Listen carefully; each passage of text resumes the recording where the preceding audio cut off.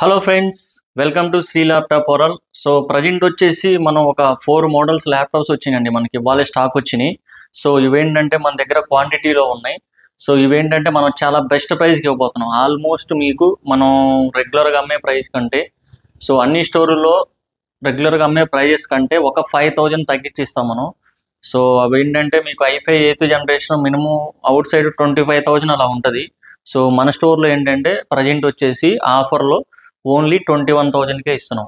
So దీనికి ఏంటంటే మీకు డిస్కౌంట్ ఇలాంటి క్యాష్ బ్యాక్ ఇలాంటివి ఏముండదు, డైరెక్ట్గా ప్రైస్ ఇచ్చేస్తాం.